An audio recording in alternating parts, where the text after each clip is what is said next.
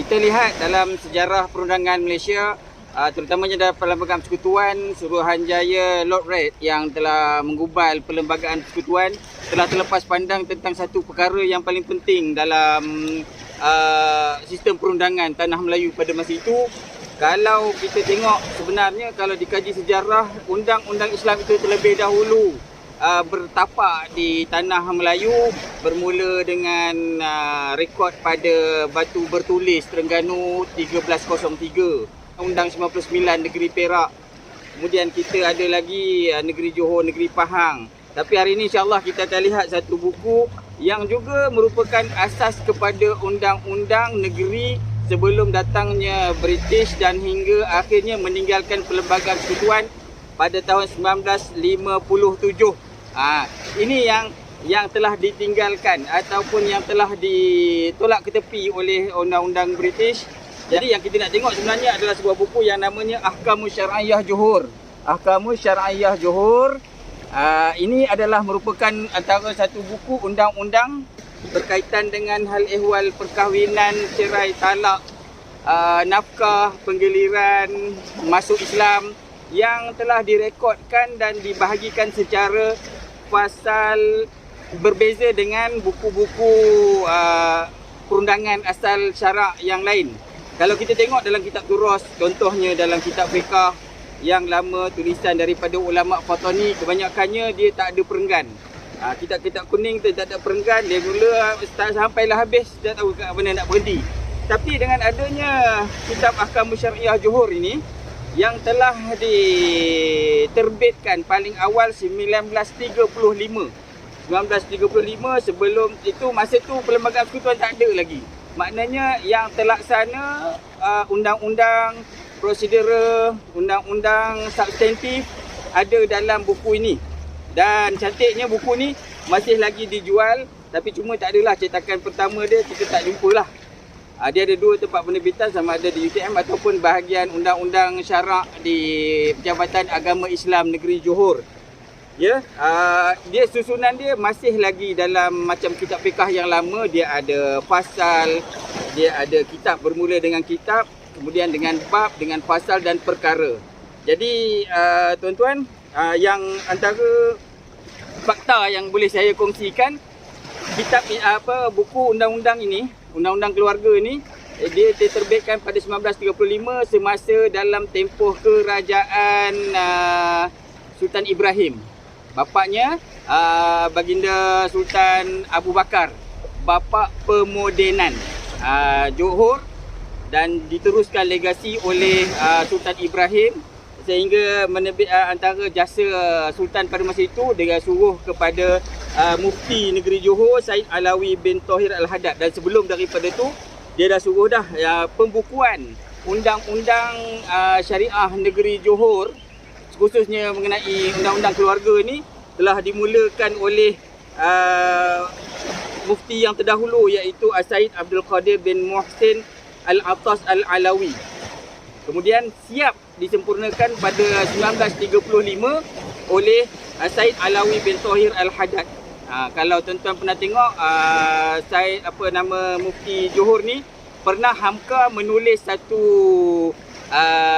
surat ataupun satu yang telah dibukukan, teguran buat Mufti Johor dalam isu kes antara kaum muda dengan kaum tua. Jadi inilah pada zaman itulah muftinya, seorang berketurunan Nabi dan juga Habib lah. Okey. Jadi yang menariknya buku ini tuan-tuan, kalau kita tengok teks yang daripada Jabatan Agama Islam ni, dia ada dalam teks tulisan Jawi, dan mungkin kalau tak ditaip pun, kalau mungkin saya agak dari zaman cetakan batu lagi, kok mana pun cantik ya. Dia dah ada senaraikan, ada siap enactment, dia macam enactment lah. Tapi pada 1935 kita dah ada undang-undang macam ni. Kita mungkin tak pelik kalau ianya datang daripada British, daripada India, sebab memang dari awal lagi. Tapi satu sudut yang kita tertinggal mengenai pemerintahan Johor yang masuk pada zaman moden ini adalah Islamization ataupun pengislaman terhadap undang-undang. Memang betul undang-undang Islam telah ada awal, tapi nak buat dia secara tersusun, teratur, kita boleh tengok contoh yang terbaik ini adalah dekat sinilah, walaupun datangnya 1935, tetapi dia masih kekal dapat dilihat dan masih boleh dibeli oleh orang lain. Manakala undang-undang lain mungkin susah kita nak tengok. Memang wujud, memang betul ada. Walaupun dia datang kemudian, tapi yang bertulis yang macam kita boleh baca dan boleh jadikan teks untuk rujukan, inilah dia. Ahkam Syariah Johor. Saya petik satu daripada dia punya ni. Kalau tuan-tuan ingat, kalau tuan-tuan pernah kahwin di Johor ataupun di Pahang, mesti kita akan tertanya-tanya, kenapa mahar misil ataupun had minima untuk mas kahwin di Johor dan juga di Pahang berjumlah RM22.5.